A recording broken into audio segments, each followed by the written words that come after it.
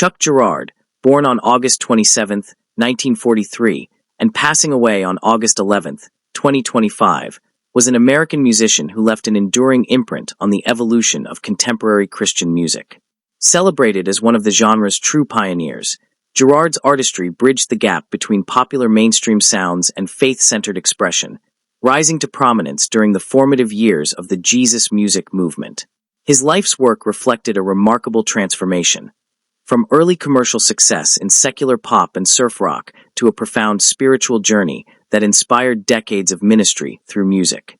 At the time of his death, Girard's net worth was estimated at $1.2 million, the result of his thriving music career, ministry engagements, and business endeavors. Girard's path toward music began to take shape during his teenage years after his family moved to Santa Rosa, California. It was there that he became part of the Castells, a vocal harmony group known for their polished pop style. The Castells enjoyed early 1960s chart success with singles such as Sacred, which reached number 20 in the United States, and So This Is Love, which climbed to number 21. Another release, Make Believe Wedding, also entered the Billboard Hot 100, giving Girard valuable early experience in recording and performing for a national audience.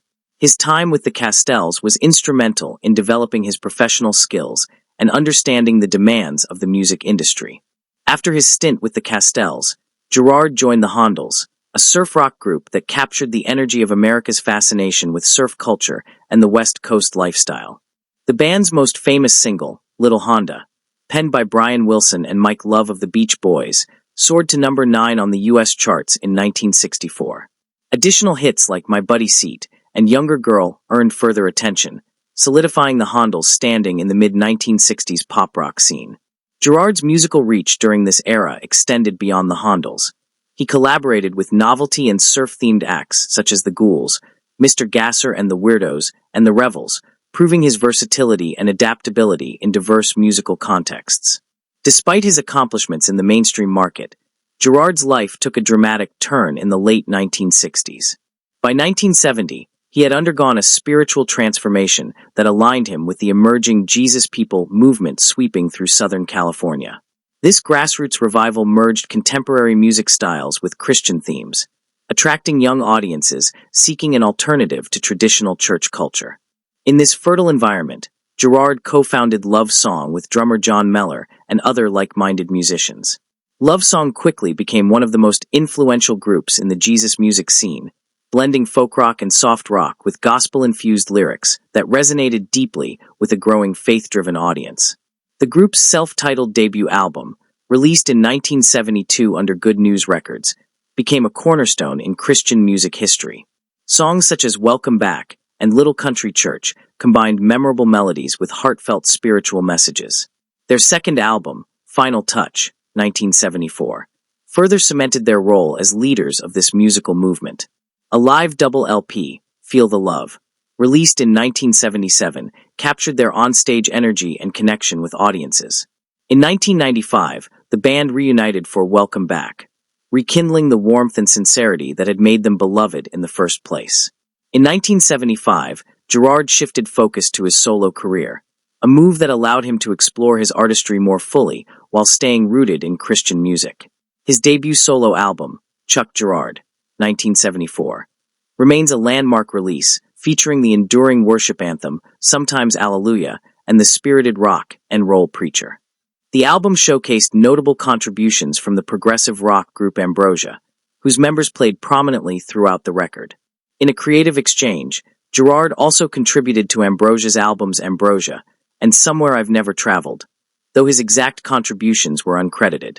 Girard's solo discography throughout the late 1970s and early 1980s reflected both artistic consistency and creative exploration. Glow in the Dark, 1976, blended bright pop rock with spiritually rich lyrics. Written on the Wind, 1977, and Take It Easy, 1978, offered a relaxed California feel while reinforcing messages of hope and faith. The Stand, 1980, took on a more urgent tone, calling listeners toward moral and spiritual conviction. In 1983, Girard released The Name Above All Names through Seven Thunders Records, marking a fresh chapter in his career. Through the 1990s, Girard maintained his place in the Christian music world. Albums like Fire and Light, 1991, and Voice of the Wind, 1994, demonstrated his ongoing commitment to pairing accessible melodies with scripturally grounded themes. In 2001, he recorded Heart of Christmas, adding a festive dimension to his catalog. His 2008 release, Evening Shadows, carried a reflective and mature tone, underscoring decades of personal and artistic growth. His career was also celebrated in the 1998 concert film and documentary First Love, produced by Exploration Films, which chronicled his journey from pop star to Christian music pioneer. Girard's influence extended into his family life.